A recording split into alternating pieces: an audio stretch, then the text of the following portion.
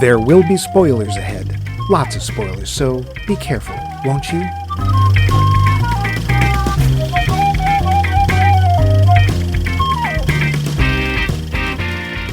Max, you don't have to do this. I can go it alone. You can just sit here and wait for that great big blockbuster to crash into theaters and bore everything and everyone we know to tears. Literally, no one asked us to save the cinema. No one. Do you want to say no? I know what you're thinking. Was this shot on film or digitally? Tell you the truth, in all these decades, I've plumb forgotten. But seeing as this is a podcast, one of the most potent forms of entertainment around, and can totally blow your mind, you've got to ask yourself a question. Max, Mike, movies! Sense, what's that? We're here to talk about movies, and this week is no exception. As we wind down our series, but an incredible simulation, we look at the last, or is it, of our choices for the real film, Armageddon. There's another film that came out the same year and which, to be fair, came out first, kinda, but which is better known, which is the block, and which is the mockbuster. Well, that's why we're here. And we starts off with that exploder of all things spatial and rocky, Max Masteroid Levine. Blow us up, Max. Knock, knock. Who's there? Kahoo! KABOOM! And I am the space cowboy with plenty of space up here. Mike Megaton Loose. We got a lot to go over this week. Sometimes call you Maurice? No. The gangster of love? No. Well, you said anyway. We've got a lot to go over this week, as Armageddon is a big, big movie. But before we get there, we got to go here. Poll question. Last week, if you'll recall, we asked who your favorite martial arts star is and what of theirs is your favorite movie. Well, we got some answers. As is often the case, Dave is up first. Quote, in the 80s, I was on a Jackie Chan kick. His choreography, slapstick humor, and doing his own stunts were so much fun. Project X, or was it Project A, was my favorite. Had a real Hong Kong feel to it. More recently, I am interested in samurai archetypes. Oh dear gods, here we go. Oh dear. Ichikawa Utemon as the bored Hatamoto, Kataoka Chizo in Bloody Spear at Mount Fuji are archetypal Golden Age performances. Then, Toshiro Mifune, Tatsuya Nakadai, Tamba Tetsuro, and Wakayama Tamasaburo set the standard. If I say it fast enough, maybe it's right. I'm impressed you're getting so many of these names. Of theirs, Goyoken, Sanjuro, Harakiri, and the Lone Wolf and Cub series. More recently, Tamura Masakazu, Samurai Rebellion, and then Nakai Kichi, Sakai Masato, and even Okada Junichi have been strong. For women, Fuji Junko, Inami Kyoko, Shiomi Etsuko, Ike Reiko, Matsuyama Yoko. That's what it says, really. You know, I think he's doing this on purpose just because he wants to hear us mangle the names on the air. I don't know, but technically they are not usually samurai. They are usually not samurai, but yakuza, and the swordswoman is kind of a different archetype, but still fun. The list is legion. The challenge with Japanese martial arts is pronouncing... No, the challenge with Japanese martial arts is what to do about the blood that is inevitable in sword fighting. I've seen many creative solutions. Spear movies are also interesting, though there are not so many of them. After I got my black belt, there was a period where I couldn't watch fight scenes in movies because they were so improbable. Nowadays, I wound up enjoying the persona more than the actual martial arts. I think that Sakai Masato is probably one of the better kendokas on screens these days. End quote. Wow. What's a kendoka? I always learn so much from Dave's answers, like how to mispronounce Japanese names. Wow. Yeah, I'm telling you, I think he does that just because he thinks it's funny how we say them. That may be true, but Dave actually knows a lot about Japanese cinema. Oh, I always really love his answers. So, he really does. Thanks, Dave. Next was Ed Shields with, quote, Mark DaCosta and the movie is Drive, end quote. Well, that's a new one to me. Thanks, Ed. Do you know Drive? No. I don't either. Pete Critchett's answer was, quote, my favorite martial arts star is Bruce Lee, and my favorite movie of his is Enter the Dragon, end quote. The classics. Thanks, Stinky. This is not a charade. That is not that movie. It could It's be. a Kentucky Fried Movie. Stop it. Kelly Cooper posted, quote, "This is my answer for multiple things, i.e. I've used it before, but mine is Michelle Yeoh, and my favorite movie of hers is Wing Chun, followed closely by Everything Everywhere All at Once." End quote. Thanks, Kelly. She's good in the heroic trio, too. I have never disliked Maggie Chung. I just... Michelle Yeoh. Maggie Chung, where did that Maggie come Chung from? is cool, too, by Yes, the she way. is, but it's like, I don't know where she came from out of that. I have never not liked Michelle Yeoh. She's good, and she makes everything better. It's amazing. Yeah. Charles Forsyth snuck in with, quote, "Jackie Chan, Drunken Master," end quote. That is a good one. Thanks, Charles. Yep. Brian Mundo sent us, quote, "Jackie Chan, Drunken Master. I like to think I get super martial arts abilities when I'm drunk as well," end quote. And perhaps you do, young grasshopper. Thanks, Brian. Weaving drunkenly over towards the website, we have Vince taking a penguin break to write us, quote, "Michelle Yeoh all the way. Any movie she is in is my favorite movie with her in it, though I loved the parody martial arts in Everything Everywhere All at Once. I think I first saw her at a theater in Chinatown in 1985-86 in The Owl vs. Bombo. I can't be sure. What? I loved her the moment I saw her on screen," end quote. She is totally amazing. Thanks, Vince Van She is. Snowdrift. I want to find out what this Owl versus Bomba is. It says Bombo, but... Bombo. Oh, that one. Liar. Yeah. And don't go looking now, because Max, that was Yeah? your question. How are Yep. you going to answer it? Oh, God. In terms of the classics, I just love to watch Bruce Lee. He didn't do that much. But in terms of sheer fun, it's Jackie all the way. Yeah. Jackie Chan. Oh, Jackie. Oh, Jackie. Yes, sir. He's just so great. Yeah. And the second Drunken Master, Drunken Master 2, The Legend of Drunken Master, probably the most fun. Again, partly because of him and partly because of Anita Mui, who is in it. And I think it's Anita Mui. It might be Maggie Chung. Oh, this is embarrassing. I think it's Maggie Chung, who is hilarious as well as a heck of a fighter.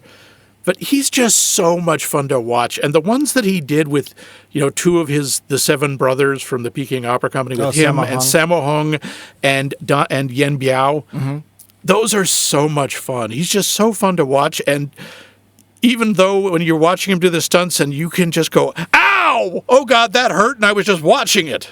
Well, then Jackie would put footage of him failing the stunts at the end of the films. He's the guy who, as is appropriately put, broke Evel Knievel's record for the most broken bones in a human body. Yeah. He's broken literally every single bone, I think, Not a record, including his skull. not really a record to shoot for.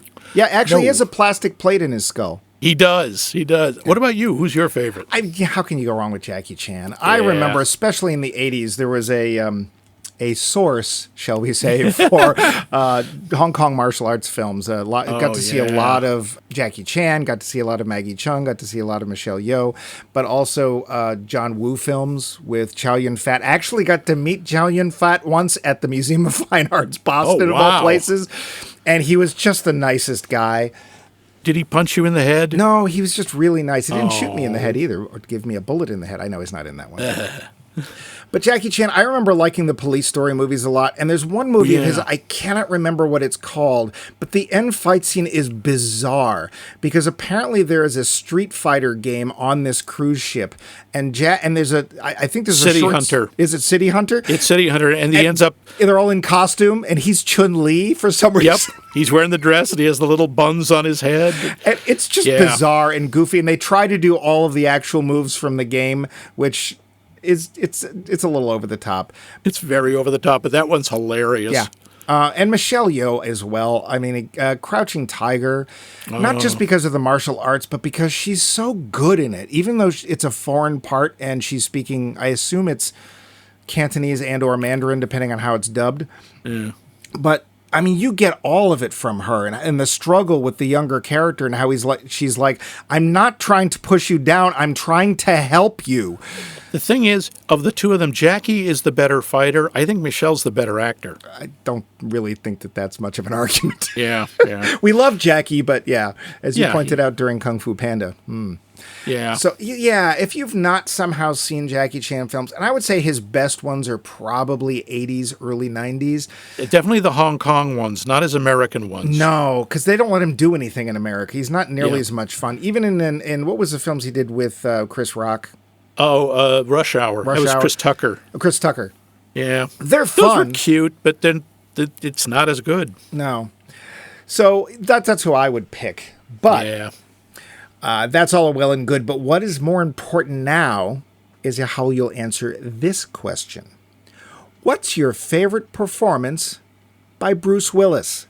Do let us know, and we'll tell you how at the end of the show. Yeah, poor Bruce is going through some rough times right now, and to be fair, while he's not one of my favorite actors, there's definitely some performances that I like better than others, and he's a pretty big name, so let's see what people think. I don't know. Yeah, and consider the old adage, or answer the question, is Bruce Willis more talented when he has less hair? People have pointed that out. Really? His better performances tend to be when he has little or no hair. Huh. Never noticed it. Well, we'll find out. Yeah. But let us know. There might be prizes involved, and there might not. Have I mentioned Bumpy Bucks lately? No. Now I have. And now we have this. The facts. Budget. Oh, Again, boy. we're talking about Armageddon. Yep. Budget. Go ahead, take a guess, Max, because I know you're... Well, this is Michael Bay. Right. And it's kind of prime Michael Bay, so it's got to be over $100 million. Yep. I'm going to say $120 million. Close. 140. Wow. The take... Well, 553 million. Seems Mr. Bay might make a few more movies after this one. $500 million. Yikes. We will get to this later and likely more than once, but the science in this movie is The not what now? good. It's science. It is not good. It is so not good. NASA shows it to their management teams during training so it can measure how many errors they find. So far, that number is 168. I thought it'd be more, but okay. That's what it said.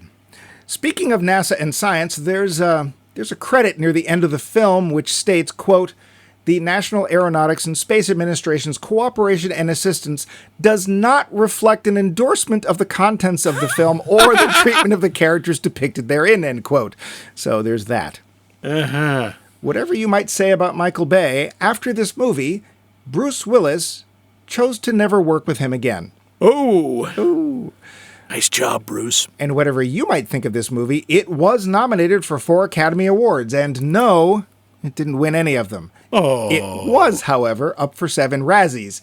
It won 1 for Worst one? Actor, Bruce Willis. Oh, that's mean. We'll talk about that. Many of the locations used were real.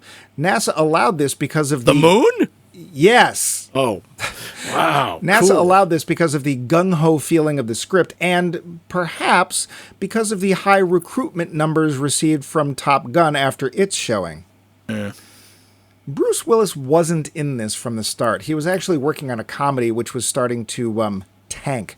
As a way of getting out of that contract, he teamed with the folks at Touchstone, and they made a deal which got him into this film and 2 others, allowing him to exit that comedy. Those movies, The Sixth Sense and Unbreakable. Oh. Okay. Steve Buscemi, usually seen in more independent film roles, was asked why he chose to do a big-budget movie like this. His answer, quote, "I wanted a bigger house," end quote. Good for you, Steve. Yep. Very honest. Yep. I appreciate that. Michael Bay thinks this is his worst film. Well, he'll have time. Spoiled for choice. I mean. He claims that the 16-week shooting schedule was to blame, and given a chance to do it over, he would reshoot the entire 3rd act. Oh, boy. Ben Affleck is not a fan of this movie either, and tends to make fun of it both in public and even on the DVD commentary. Bay, known for having quick shots in his films, only averages 1.5 seconds per shot in this one.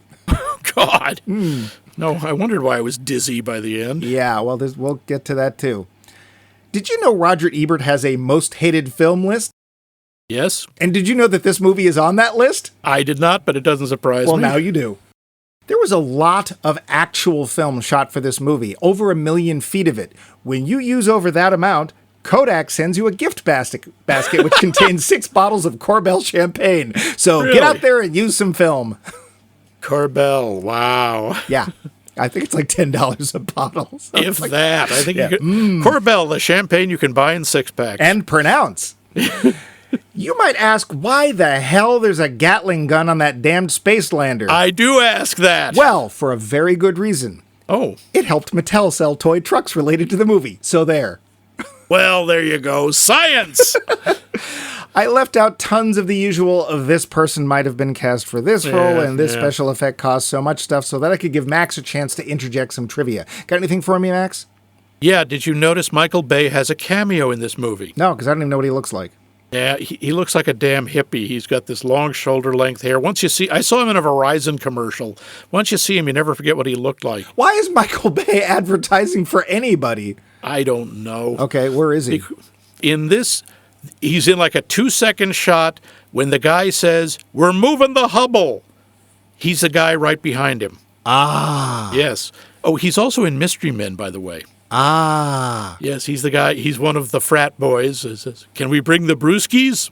I'm going to go with Yeah. Is that all you have for trivia?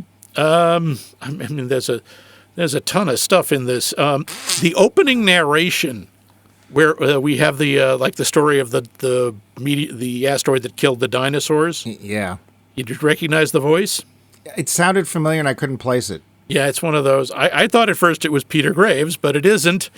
Let's just put it this way, a planet where asteroids evolved from men. Really? Because he did such a good job on Hercules, I guess. Yeah, it's Charlton friggin' Heston.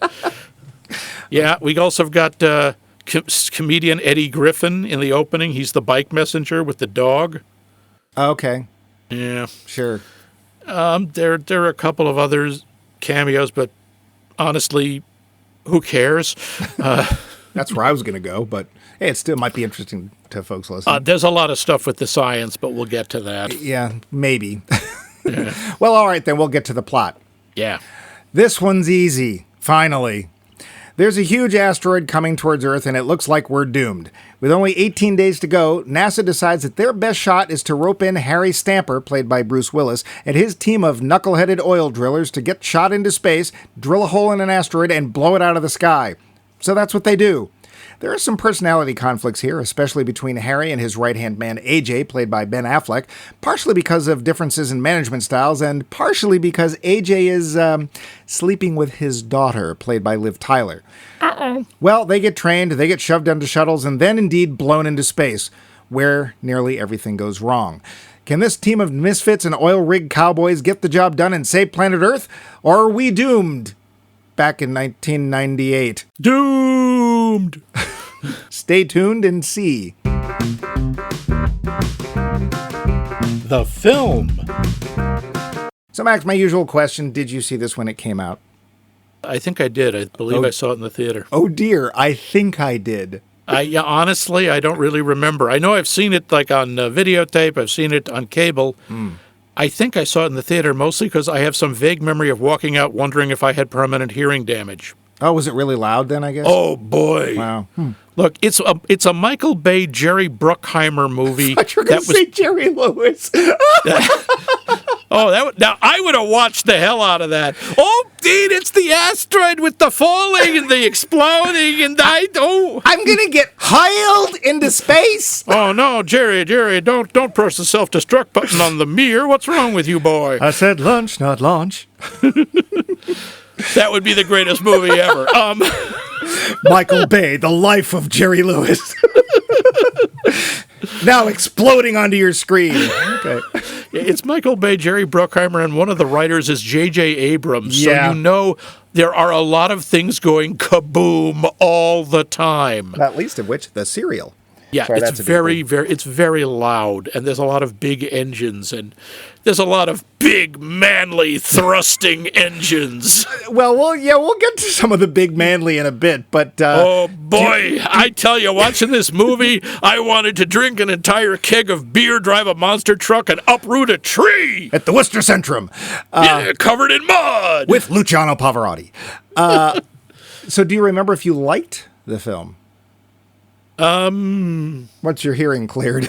Once my hearing cleared and my tympanic membranes healed up, I remember thinking it was fun. Yeah.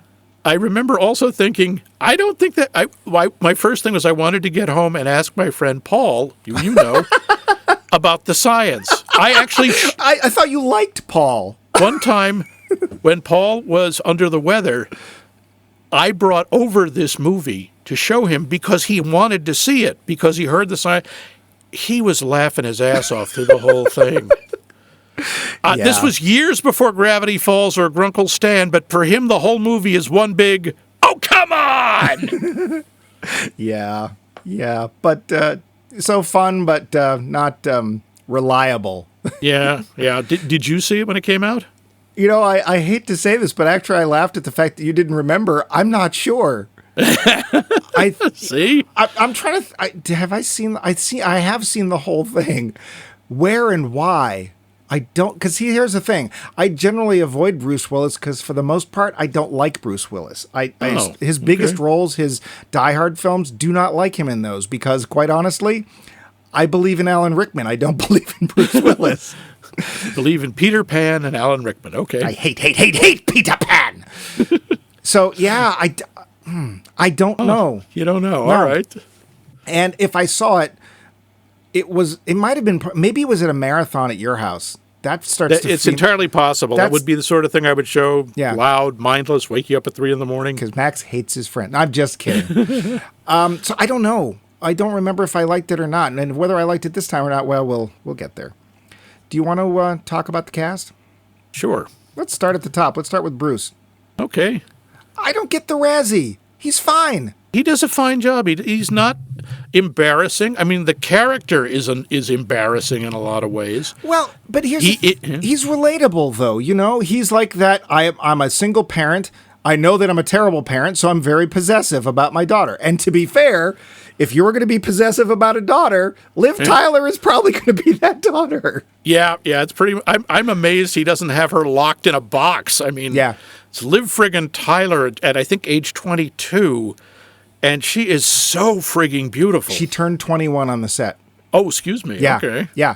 And here's the thing. How are you going to best take care of her and protect her? I'm going to have her grow up on an oil rig. Sure, surrounded by large, sweaty, greasy men. Yes, we'll. And the only woman. Yeah. I mean, the nice thing is that they show the characters as being protective of her. Yeah, they're more like multiple fathers, except for AJ. Well, and he's, to be fair, the only one who really seems young enough to might actually be a fit, although Steve Buscemi's character obviously does not consider age to be a thing. Yeah, I want to get to that in a bit. The character of Rockhound is a problem. Yeah. Harry, he's the problem with Harry and with a lot of this, he is in a lot of ways the essence of toxic masculinity. Sure. And never mind the hyper-possessiveness of the daughter, like she's his property. But everything is just like, I work with my hands. Grunt, stupid government science nerds. What do you know? Grunt, Which, again, is very Michael Bay. Michael Bay loves that stuff, even though I don't think he's ever been a working man. But he has this weird fantasy about them. He creates these idealized versions that often have a lot of the very bad characteristics with them. Did he do the Croods? No, I'm just kidding. We also can tell very quickly what he thinks of Greenpeace, because there's a little op-ed. Oh, yeah, that's a nice shot. Yeah, here are a bunch of guys who actually put themselves between Navy ships and blasting ranges, and they're like, oh, look, a bunch of whiny, hypocritical hippies. I'm going to hit golf balls at them. Yeah, well, in this case, they're just trying to get them to stop drilling. It doesn't have anything to do with the warship or anything. Yeah. So, I don't understand why he was singled out for a Razzie. He's actually very low-key Bruce Willis in a way. He's not his smirking, I'm in charge of everything kind of usual Bruce Willis. He can get the job done, and in this case, he does know you guys can't learn how to drill a hole fast enough to make it work. It's not going to work. And it's fine. I don't have any problem with him. Billy Bob. Yeah. I like him in this. Well, I think Billy Bob's a really good actor. I just sit there going, why are you here? He is a little out of place because he so underplays himself. He's so low-key compared to a lot of these very over-the-top characters, some of whom are fun. Yeah. But he is just so damn cool. He's one of those guys like, yes, okay, I know he sounds like a hillbilly, but I have absolutely no trouble believing he's in charge of NASA. Yeah. Because he just walks in and it's like, yep, I'm in charge. Y'all can sit down. Well, you know that bit about the leg brace? That was his idea. He added that to the character. It wasn't part of it. And he's like, I want to backstory a reason why he's not an astronaut. And they not only threw that in, but they added that bit where he's talking about, this is the only thing I ever wanted to be, but this is as far as I can go. And we don't know why. We don't know if he was a late polio case or what. Doesn't matter. We know, it doesn't. I think that works really well. So I also, did you notice, by the way, who the smartest man on the planet is?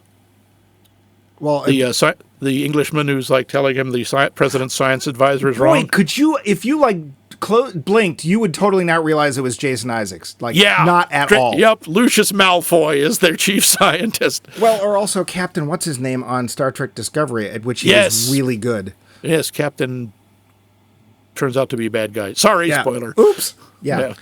No, he was terrific. I'm kind of just sorry he only has like 6 lines. Yeah. Well, this was much earlier in his American career. So. Yeah, and also there are so many characters in this movie.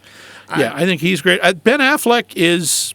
I think not only is Ben Affleck fine, and I totally get his character. He's the young upstart Maverick, whatever. Maverick! Yeah. Who, trust me. Okay, he's not perfect. And actually, I got to say, his end scene where Harry tricks him into trading places, spoiler, and not staying on the asteroid when it blows up, I think he actually saw some really good acting chops there. Yeah, that is... I know it's an incredibly manipulative scene and, heartstring tug, but it's very touching and very moving. And I also have to say, him and Liv Tyler, they have chemistry. They really do. And, and let's get to Liv. I mean, Liv Tyler, she's just sweet. But there's also, it's like, I love when she's basically putting her foot down and she's yelling at her father, whom she calls by his first name because, that's the only way you get through to this guy. As she puts it, since, I'm your father. When does that stop mattering? Since I reached the age of 10 and officially became older than you. Well, and also when she's sitting there speaking Chinese to the investors, and she's obviously, I'm in charge of this because you're too dumb to figure out how to deal with your own investors or learn a new language. And you also, I don't know if he realizes it or not, but she realizes when she says, I quit, he's screwed. Yeah, and I think he does know it. That's what he's like running after her going, wait, no, I need you. He's not just like, I want you under my thumb, but everything's going to go to hell if you're not here. Yeah. Because you know how numbers work. I don't know if I've seen Liv Tyler in anything that I didn't like her in. I especially like her in Empire Records. Our entire episode on Empire Records.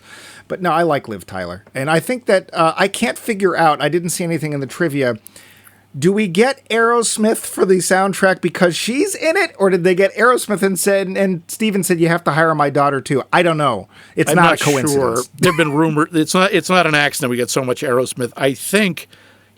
because this was when he was trying to reconnect with her, because for a long time Steven Tyler wasn't in her life. He wasn't a good father? Hard to believe, isn't it? But it might have been a little overcompensation. But she does a really good job. She doesn't have a lot to do. Yep.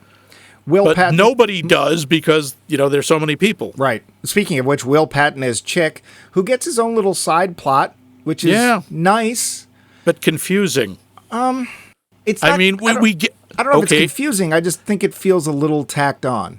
Yeah, there's a little bit of that, but he does a nice job. You get the feeling he's Harry's right-hand man. He's the one person who really gets him. He's been with him from the beginning, but they don't have to say that. Yeah. Steve Buscemi. So I didn't put this in the trivia. Yeah. Steve Buscemi, one of the reasons he took this was to get the bigger house. The other was which he's like, hey, I'm always playing these sleaze bags, and maybe for once I can not play a sleaze bag. And once he got hard, they were like, oh, let's make him a sleaze bag. Yeah. And he's like, oh, and boy, do they. Yeah, Rockhound is kind of problematic. Kind of? Because, they make it, that's the part that, one of the things that really makes me uncomfortable about this movie, is they treat the fact that he may be a pedophile as a joke. Yeah.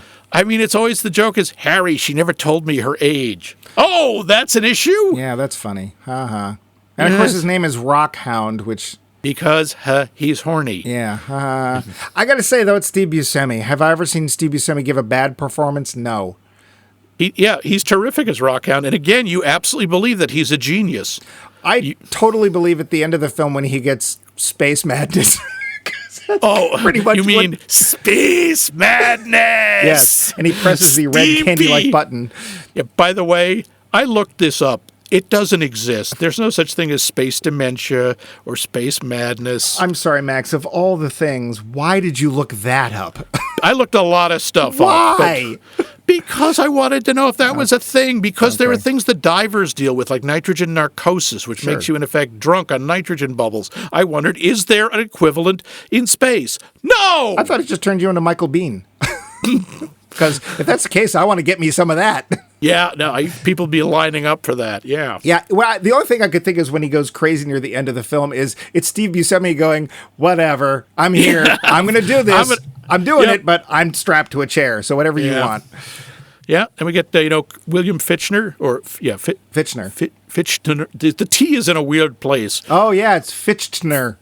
Like Fichtner. Fichtner. Colonel Willie Sharp. Yeah. Willie? Really? I'm sorry. There's no way an Air Force colonel will let anyone call him Willie. Or won't he?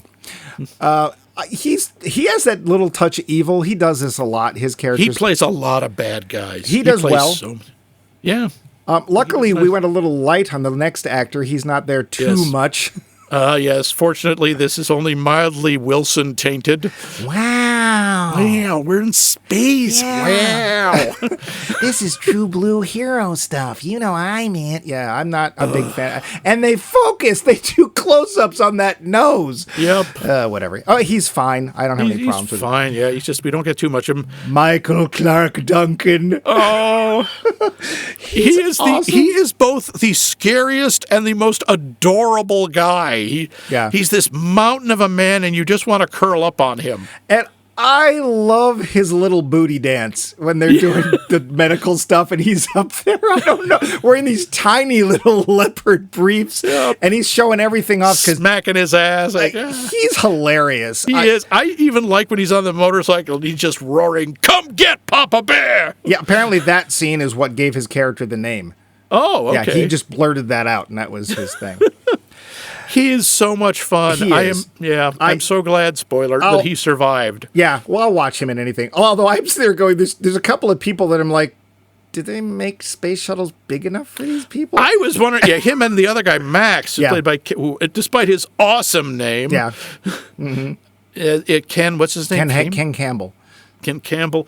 He's fun. Yeah, he is fun, but it's just like, I'm not trying to point fingers. It's just that, I'm sitting there going, how do you have an off-the-rack spacesuit that'll fit either of these people? Because Michael Clark Duncan... You know how long it takes to make one of those things? Yeah, I don't know how tall Michael Clark Duncan is, but he's all the tall. Like, he's not just mountainous. He's huge. He's built at 1.5 scale. He's built like 3 other people. Yeah. Honestly, in Harry Potter, if they slapped enough beard on him, he could have been Hagrid without any camera effects. Yeah, Peter Stormare. Oh, I love Peter Stormare. He's so much fun. But he's playing Boris Badenoff.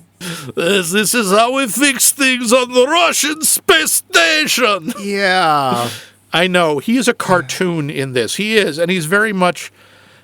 This is another thing with Michael Bay. In addition to the fetishization of the U.S. military and NASA and all of he loves people who have big toys. It's all about, oh, look, here's the Russian space station, and it's falling apart, and it's got one guy on it, and he's crazy. Yeah. Because he's not American. Yeah, I guess. Whatever. I mean, he's fine. He shows up 3/4 of the way through the film, and unlike some of the other characters, he makes it through. So. Yeah, and he's also, I think, one of the most memorable. Yeah, but partially because he's a cartoon character. Yeah. But sorry. He's just having fun. He's really just gnawing on the scenery. Yes. And being very greasy, which I didn't understand, but whatever. Ken Hudson, we mentioned a little bit back. He's fun. He shows up also about maybe what. Actually, it's not that far into the film. I keep forgetting, but he's not one of the more focused on characters. But what he's there for, he's good. After that, it becomes And the Rest. But I would like to mention Jessica Steen, if only because she's the only woman besides Liv Tyler. She's the only woman who's actually part of the crew. Yeah. Again, welcome to Michael Bay world. Yeah. At least she's competent. At least she gets to do things occasionally. But when she's on screen, people listen to her. She's obviously got some expertise. She's got rank and stuff. So at least there's that. But man, we're talking least. Yeah. So other than that, there's a bunch of people that are here, including Jason Isaacs. But they're not. What about General Kinsey? What about him? Oh, man. Actually, yeah, he's got a presence. I don't think his parts very much, but he does have a presence. He does. Well, come on, that's Keith David. Yeah. The awesome voice. That's Dr. Facilier from Princess and the Frog. He's been in everything. And again, he's one of those guys where, yes, I will obey the general simply because of his voice. Yes, sir. So yeah, I don't think there's really any weak performance. I don't even think this is. We'll get to this. I don't think this is really a Razzie-worthy film. I'd like to see some of the other films of '98 because I'm willing to bet there was a lot more that was worse. There must have been. But yeah, we start off with something that I'd forgotten about. Yeah. Touchstone. That's still a thing? Yeah. And I had to look this up. Apparently not. Touchstone went away in 2016. Yeah, that was Disney going, well, we want to make movies for adults. We just don't want anybody to know.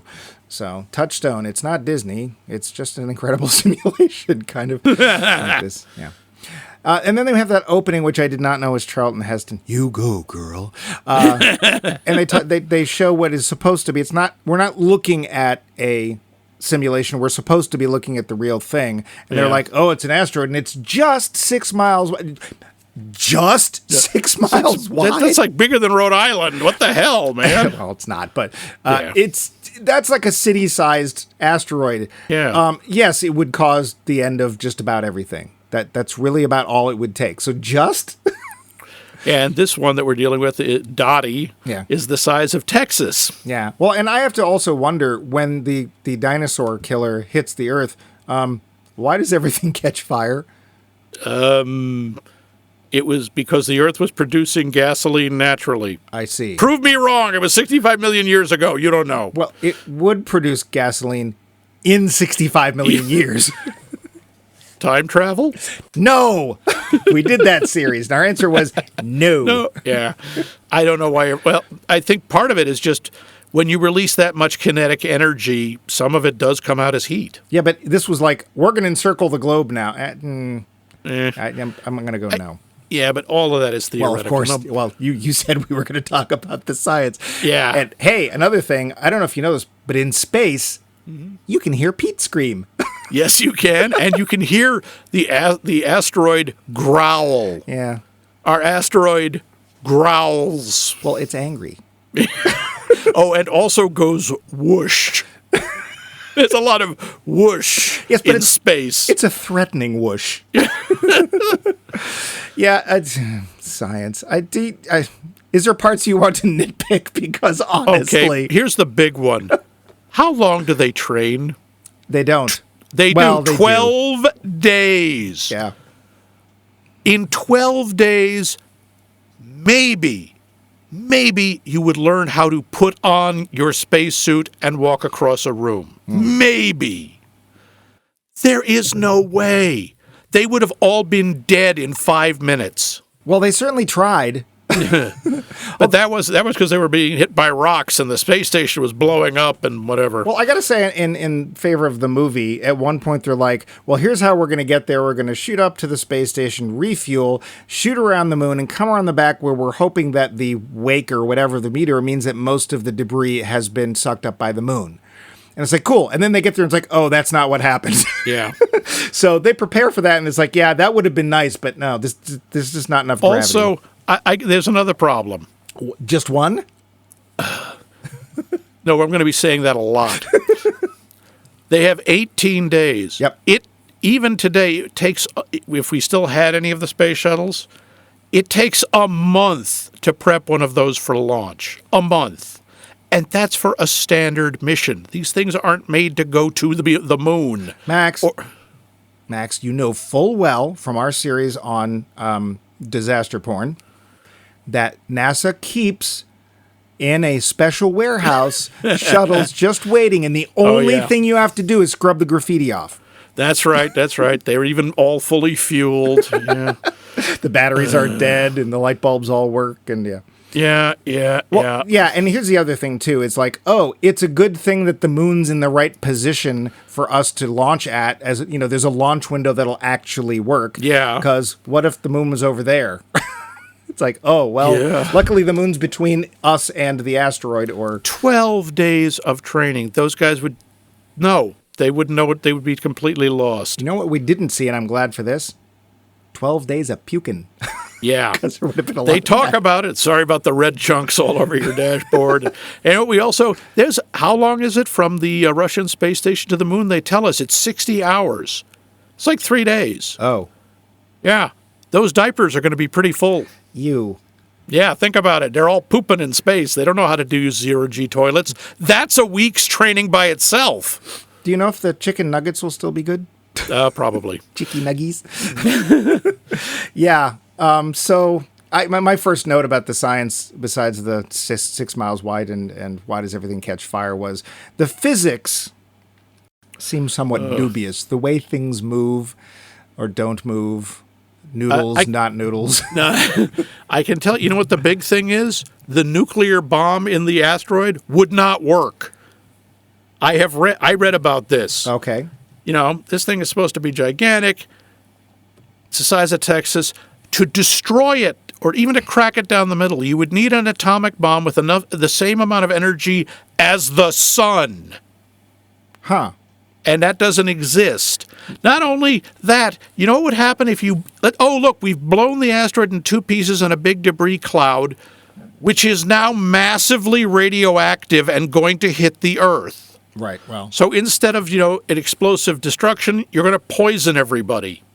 Well, I mean, let's face it, there's a lot of radiation around. So, like, when they come back... The astronauts who make it, I won't tell you who, but when the astronauts who make it come back, the first thing they do is hug their loved ones because anybody and everybody is allowed onto the tarmac when the space shuttle lands.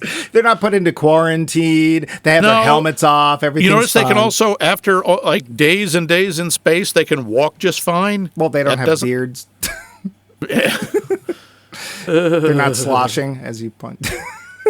There's a lot of dubious physics in here. There's a point where they jump the lunar lander craft thing, and it's like, that's a bit too much. I don't know what's going on there. Yeah, no, that's just ridiculous. The jumping over the Grand Canyon on the asteroid thing, there's no way that would work. Especially, well, I've never driven this vehicle in my life. I have no idea how it works. I have no idea how much thrust to apply, when to apply. He even says, I don't know what that button does, and he pushes it. I don't know what this does. Yeah. No. But it's got a stick, and I can push it. Okay. We have a Gatling gun on the Armadillo, the rover. Why do they just have a freestanding Gatling gun just at the drill site? What do they think is going to attack them? So Steve Buscemi can play with it. I don't know. It's to sell toys. Yeah. Let's just. I hate to say this, but the science. Let's just say it. The science doesn't work. Don't look at the science. The science does not work. Look over here. Ooh, look, big asteroid. Ooh, not look, sciencey. Something shiny. Yeah, the CG in this is kind of early for some CG, and I got to say that it's in some cases kind of soft. It doesn't hold up that great, but it's still actually kind of exciting. Yeah, it looks good. There's a lot. The tense scenes are very tense. Yeah. I have to say the whole sequence on the Russian space station, I don't know why that's there. I don't either.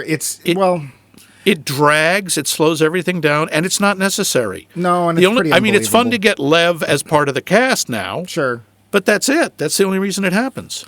I could even see something where it was literally just...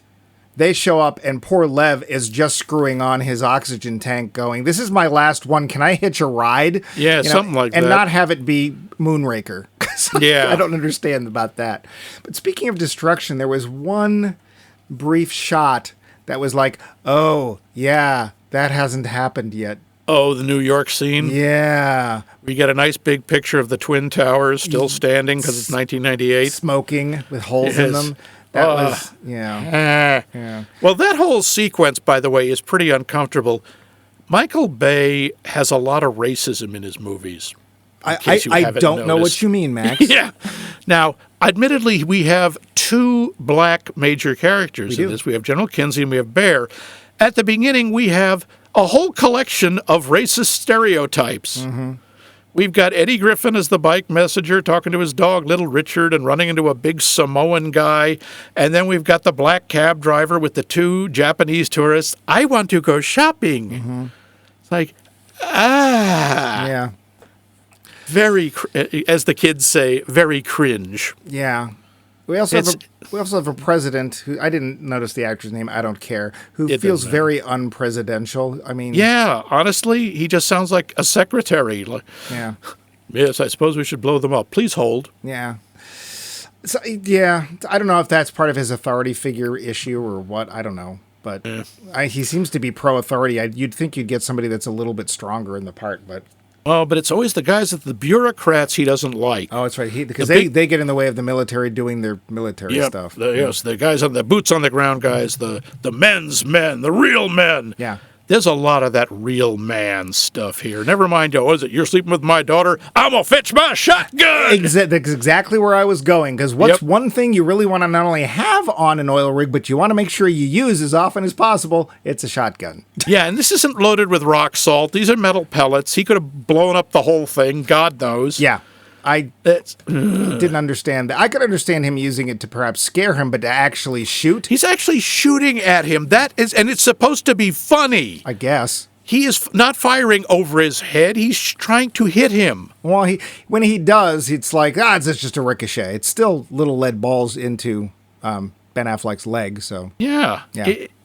It's nuts. And, of course, what are the whole, okay, we'll do the job, but we have a few requests. Oh, wait, before we get there. Oh, yeah? So they strike oil because we have to show that Ben Affleck's, his instincts are correct and he should be listening. He's the young guy, but he's got good ideas. They strike oil, exactly what they need to do. Even though it showers their investors, it should make them happy. They're making a lot of money. What's the first thing they do? They leave. Yep. Everyone leaves the oil rig. They leave all the oil, yeah. That's right. They got the Chinese investor going, Harry, you man, thumbs up. Yeah, and then he gets pulled off by the Air Force or NASA or whatever. Yep. And he gets there, and they're talking to Harry, and he's like, well, we're going to have to take my team. Okay, let's get them. Well, as soon as they hit the ground, they go running in the four corners of the earth. I'm like, who let them go? Don't they have to cap off the well? Or I'd like to think they turned off the gusher and did whatever the hell you do, but maybe someone else comes in and... I don't know. 49er? Yeah. No, I don't know. Yeah. Now, basically, that's an excuse for the introductory montage, which is a lot of fun. I like, Bear on his motorcycle and Max getting the tattoo with his mom. Yeah, that was actually really sweet. The fact that he got a mother tattoo with her there. Yep. You gave me one of them yellow jelly bear claws, which I'm sorry, just sounds gross. Yeah, really does. Of course, what is Max's favorite food? I forget. He tells us in the psyche eval, haggis. Oh, that's right. And you know what? I'm with him right there because I love me some haggis. And he describes it perfectly. That's exactly what it is. He left out the oats, though. But it is a cute montage that literally makes no sense, story-wise. Doesn't make any sense. It's there for narrative effect. It's not there for realism. And then, of course, what do the guys want to do with their night off? Well, Chick goes and sees his family. That's which we didn't know existed. Right. And the other guys go to a strip club. Yep. And pay $100,000 to a stripper named. And here's the thing. At first, I'm just like, what? Is he going to expect to get royally paid? No, he's expecting to die. Yeah, he doesn't think he's going to come back. What do I care? I'm going into space. I might as well. I'm going to take out $100,000 from a loan shark at 60%, blow it on whatever I give a crap about, because who cares? And I know I'm not coming back. And I swear, when they tape him into the chair at the end, he's like, I wasn't really expecting to come back, guys. I really wanted to stay. Well, he says, you think that's bad? I owe $100,000 to a badass loan shark that I blew on a stripper named Molly Mounds. Who kind of sweetly shows up and he ends up marrying. Yeah, that kills me that he knew her for 10 minutes and she shows up on the airstrip. Yeah. You know what? Why not? Yeah, okay, sure. At that point, why not? And then, of course, we get the Ben Affleck, Liv Tyler love scene. Yeah. Or, as we know it, cookie sex. I can't have gluten in my underpants. He's playing around with a box of animal crackers on her because nothing makes women hotter than animal crackers, apparently. Thank you, Michael Bay. And yet, it's still... I actually like his Australian accent for doing the nature documentary thing. It's actually pretty funny. And it's a dopey scene.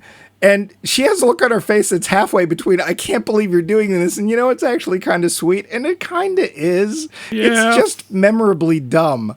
Yeah, it's dumb, but it's true. It is very sentimental, and, oh, God, it's like when she's saying goodbye to her dad, and they're standing there at, I believe, the monument to Apollo 1, which blew up. Yep. It's like, yeah, I'll come back, because, hell, it's NASA. We're standing here where they blew up and killed those guys. And then in case you don't remember, they do a close-up of the plaque. So yeah, in case anyone wasn't paying attention. And that was the real place, too. That was one of the real NASA places. Yeah. By the way, one of the biggest science fiction aspects of this, did you notice? NASA gets through a countdown the first time. Wow. Holy, I was like, my God, this is crazier than Battlestar Galactica. But, you know, one of the saddest things was when the entire country of Asia was attacked from space. Because they don't tell us where it is, and if you look, there's signs in Korean, there's signs in Japanese, and signs in Chinese. Yep, so it apparently they hit the small village of Serenity Hills in Asia. Yeah, pretty much. Because it's literally like, you know, Asia, that backyard. See, they're eating rice. Yeah. So, you know, and that guy's got chopsticks, so Asia. Yeah. And of course, and this happens so often, Michael Bay really loves to blow up Paris. Of course, so does Roland Emmerich. Well, everybody likes to blow up Paris. Are they lovers? 'Cause I kind of wonder if they are. I wouldn't be surprised. Emmerich is definitely, you know. Yeah. Bay I know nothing about. But speaking of Bay, Michael Bay, ho, ho. stop moving the camera. Stop it. I swear to I hate that. I hate it. Hate it. It's like he strapped it to a chimpanzee and gave the chimpanzee a whole lot of methadone. Every single shot, the camera is moving. It does not make the movie more actiony if the camera moves and nothing else does. Yeah. The camera is Michael Bay's camera is a hyperactive child. That's pretty much it. It's really annoying, and it became a thing. Like it pops up in other places. Star Trek Discovery, the camera's constantly moving, and it's just like, please stop. We don't like that. It's not how we look at things. Let us look at something, please. Oh, that really I did not care for the directing in that respect. Was just ugh. There's a bunch of extra stuff we talked about that feels a little added on. The Evil Knievel jump, the ISS thing. Just too much stuff goes wrong at the end. They have to basically get out and jumpstart the shuttle, which, to be fair, that's your problem, because really, why is that thing even not got a hole in it? Like, why? Yeah, seriously, all these rocks have been flying around, all these quakes, and the shuttle's absolutely fine. Yeah. Yeah, and how do they fix it? Lev hits it with something. Yeah. Which, well, just like right out of that James Bond film, which one was the one where he goes to Russia and he meets Joe Bob. What's his name? Joe Don Baker. Yeah, Joe Don Baker. And Joe Don Baker has to... Now, to be fair, that is how you fix Russian cars, but there you go. I definitely think there's some fat that could be trimmed from this film. Oh, yeah. I mean, this doesn't need to be 2.5 hours. No. And adding all it keeps going wrong, that just gets tiresome. And it's like, we know they're going to get back. Come on. Except sometimes it's still really tense when the whole thing with the disarming the nuclear bomb. Yep. That was very like edge of your seat kind of scene. It was. Even though we know it's not going off. We know, but I do like Max's comment afterwards. It's like, man, it sucks up here. Well, space is trying to kill you any way it possibly can. Yes, it is the most hostile environment known to man. Yeah. But you know what is also hostile? Is our take on this movie. Or is it? Are you about the end of your notes, Max? That we before going off on too many tangents? I don't know. There's one exchange between AJ and Lev I really like, which is, you ever heard of Evel Knievel? No, I never saw Star Wars. I like that. Because I think he's Luke's father, isn't he? Yeah. There's a bunch of other stuff, but yeah, we need to wrap up. The finish. So Max. Yeah. You saw it then. You've seen it now. Yes. Then you said it was kind of fun, but science was not good. So what do you think now? Honestly, I think this movie is still a lot of fun. It's dumb as hell. I mean, it is. It is just dumb. But it's like a big, dumb dog that wants you to love it and will lick your face and jump all over you. It's just being adorable, and you can't help but pet it. It's so dumb. The science doesn't work on any level. It's got every bad Michael Bay cliche in it. SYENSE, science. Yeah, pretty much. But the characters are some of the characters are a lot of fun. The dialogue can be entertaining. It moves pretty well. You're right, it's a bit bloated. They could have lost at least a half an hour off of this thing. But it's one of those movies where if I come across it on cable, this is the first time I have watched it from beginning to end, I think, since I saw it in the theater. Right. But I'll stop and watch good chunks of it because some of it is so much fun. Well, and big chunks break off and hit the earth and boom. Yeah. So, dumb but fun. Yeah. What about you? All this science I don't understand. It's just my job 5 days a week. It is exactly what you just said. I love the big dog analogy. It is a big dumb lab, and it knocks your crap over. It pees in the hall. It barfs at 3 a.m. It breaks your favorite lamp. But you know what? It's there for you, and it loves you, and it offers some comfort in its own weird, warped way. This film does not stand up critically at all. The characters are in a lot of ways two-dimensional. One of them, Steve Buscemi's character, is really objectionable. Yeah. The women don't get nearly enough to do. I'm glad that neither one of them is really. Well, the woman on the space shuttle is not a sex symbol at all. Liv Tyler is at one point, but the scene is so goofy. I don't even know if you can look at her sexually in that scene because it's just like, is he hopping animal crackers up and down her stomach? And she's going to want to do what after this? Get a sandwich? I don't know. A glass of milk? But it is fun, and I found myself drawn into it. I should have been screaming at it because there's plenty of other films we've screamed at and said, no, this is wrong. You can't do this. But it's kind of like yelling at the science in Star Wars. It's like, why are you bothering? There isn't any. So, and, again, I'm not a big fan of Bruce Willis, even if he is the center of our poll question this week. But he's fine. And Ben Affleck gets a lot of crap for a lot of crap roles, but occasionally he's actually pretty good, and this is one of them. I find the whole sequence, not just with Harry saying goodbye to him, but when he says goodbye to Grace. Yeah. And she calls him Daddy. I tear up at that every time. I can't help it. I know it's manipulative, but also it's a tribute to Liv Tyler. The way she makes her voice break like that, she's just heart-rending. Oh, you can't fool me. You're watching her lip quiver. Well, it's hard not to. Yeah, so it's big and dumb, and it's loud, and it's causing accidents, and just it's in a lot of ways not good. But one of the things I saw when I was looking up trivia, they kept saying over and over again about Michael Bay is he knows how to win over the audience, and he does. Despite the evidence, it worked. So I would say we 2+ signs or whatever we use for. We're kind of, we sort of an embarrassed recommendation. I'm not even embarrassed. The hell with it. Hey, I like Hudson Hawk. So how embarrassed can I be? And I don't think that's not going to show up in the answer to next week's question. But I figured. Speaking of that question, we'd like to know, what is your favorite performance by Bruce Willis? You can let us know multiple ways. The best way, or a way, is to email us directly at us@maxmikemovies.com. While you're at it, go over to our website. You can find all of our 255 other episodes and other specials there. You can leave us comments, give us ideas about other shows you'd like to hear us do, other series you'd like to hear us do, because we've done that before. You can have a nice conversation with Snowy, our resident penguin wrangler. For social media, go right over onto Facebook and look us up under Max Mike Movies, because there we be, and you can also answer our poll question there, or again, leave comments. Hey, we've had a couple of people, I actually didn't hear from Adam this week, kind of too bad to hear about that, but sometimes Adam has taken us to task and it's like, hey, I think you guys are wrong. Cool, we'd be happy to read your opinion about that on the air. We may or may not agree with it, but we like to hear them.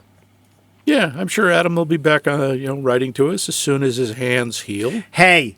Don't be mean. He had an accident. No, he didn't. No, he's perfectly fine. Adam, if you're listening, do not listen to Max. In fact, never listen to Max. Lastly, isn't that the motto of our show? That's a good one. We'll have to keep that one. Bumpy, what do you think? On the merch, yeah. And lastly, if you have a podcast app that is your favorite, we're there. Even if you have one that's not your favorite, we're probably there too. And who knows? Even if you don't want us there. If you want us to be, there's a new one out there. It's called Blueski, or is it Blue Sky? I can't tell. It's like Twitter, but not. If you want us to be on Blueski, somehow let us know. We'll go to Blueski. We're not going to that other one, though, the one that's not called Twitter anymore. the artist yeah. formerly known as Twitter. X the unknown.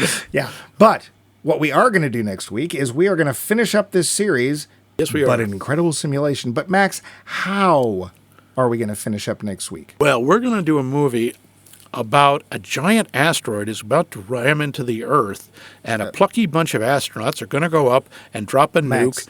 And Max, what? We just did that. No. This one has like a whole bunch of really famous actors in it, and there's a we just cover up, and there's. Were you not here? Like for the last hour, we just talked about this. No, dude, this is really no. This was a unique movie that came out in 1998, and it's about Armageddon. What now? Armageddon, the film we just talked about. We can't watch that next week. We just did it. Oh, but next week we're doing a totally unique movie called Deep Impact, and I'm not going to do the Mystery Science Theater joke of pronouncing it Deep Impact. You just did. But, yeah. Oh. Curse you! Deep Impact? Deep Impact, which was a movie with a hauntingly similar premise, plot, and everything, although technically it came out first, and it may even have been conceived of first. We'll talk about that, too. This was during that time when a lot of big studios were doing that. Not just the little rip-offs, the joke ones we've been talking about, the mockbusters, but major studios who just happened to be doing identically set-up movies the same year. Uh-huh. But we're going to talk about that one, Deep Impact. And how our show has a deep impact. Yep, I will say that at least in that one, we do actually have a president we can all get behind.